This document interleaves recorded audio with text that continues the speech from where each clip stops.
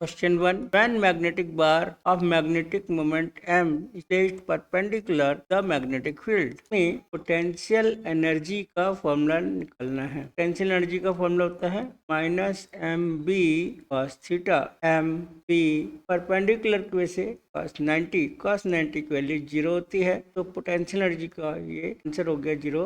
Option 2 is correct. Question 2. Magnetic moment of an iron bar is M is now bent in such a way that it forms an arc section of circle bending an angle of 60 degree at the center. Now new magnetic moment of this arc section ये निकलना है हमको। Suppose length है L, तो pole strength है M, dipole moment है M into L। अब इसको हमने बेंड कर दिया द फॉर्म ऑफ आर्क, एक आर्क बना दिया इसका। इसी मैग्नेटिक बार आयरन बार का हमने एक तरह से बेंड कर दिया। पहले नॉर्थ साउथ पोल के बीच का गैप था L, अब ये चेंज हो जाएगा। आर्क लेंथ है L और ये सेंटर पर 60 डिग्री एंगल बना रहे। ये रेडियस हो गया, ये रेडियस हो गया, ये लेटरल ट्रायंगल है तो ये R हो गया। नॉर्थ साउथ के बीच का जो गैप है वो R हो गया। तो new dipole moment M dash हो जाएगा M इंटू गैप R। हमको यहाँ से M की वैल्यू मिल जाएगी M upon L। Small m को बोलते हैं pole strength.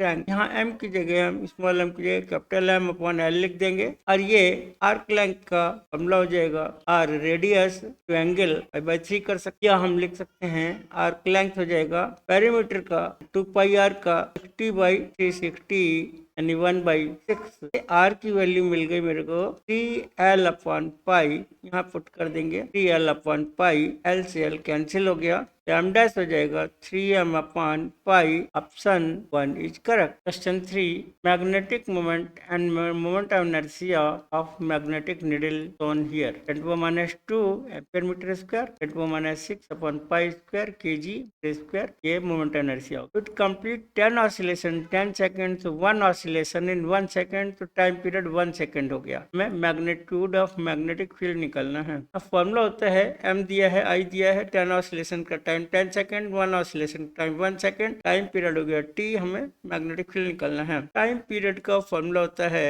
2 pi under root I moment inertia upon M dipole moment and B, सब कुछ दिया B के अलावा। तो टाइम 1 2 पाई, I की जगह लिखा है 10⁻6 upon pi square, M 10⁻2 T। Pi square common लेके ये कट गया, यहाँ पर 1/2 हो जाएगा। अगर हम स्क्वायर कर दें 10⁻4 अपॉन B, इसको स्क्वायर कर देते हैं तो 1/4 10⁻4 का -2 हो जाएगा, ये -2 B क्रॉस मल्टीप्लाई करके 10⁻2 टेस्ला, हम 0.4 × 10⁻3 टेस्ला 0.4 मिली आंसर हो गया। तो option 3 is correct. Question 4. In uniform magnetic field of 0.049 Tesla, a magnetic needle performed 20 oscillations in 5 seconds. Moment inertia 9.8 × 10⁻6 square. Magnitude of magnetic dipole moment is x × 10⁻5. Find the value of x. यहाँ पर time period का formula होगा 2 पाई I upon M B। Time period 20 oscillations का time है 5 second, एक oscillation का time हो जाएगा 5/20 1/4 सेकेंड। ये टाइम पीरियड हो गया 1/4, पुट कर देंगे 1/4 2 पाई I। इनर्शिया इनमें दिया हुआ है 9.8 × 10⁻6, M की जगह x × 10⁻5 B। सॉल्व करके हमें x निकलना है। ये 8 पाई, इसका स्क्वायर कर दे, यहाँ रूट हट जाएगा, 9.8 × 10⁻6 x 10⁻5 field 0.049।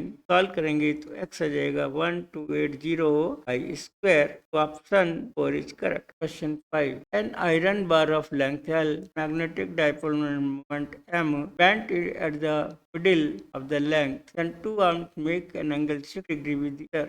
Now magnetic moment of this, यहाँ पर बात कर रहे हैं, सपोज हमारे पास एक बार मैग्नेट है, का नॉर्थ साउथ पोल ये है, दैट इसकी लेंथ L, का dipole moment M, small m है यहाँ पे, पोल स्ट्रेंथ, तो कैपिटल M हो जाएगा small m into L, small m हो जाएगा कैपिटल M अपॉन L। अब हमने इसको ऐसे बेंड कर दिया, ये 60 डिग्री एंगल बना रहा है। अगर पहले लेंथ L थी तब ये लेंथ लेंथ L/2 हो गया। ये 60 है, ये भी L/2 हो जाएगा।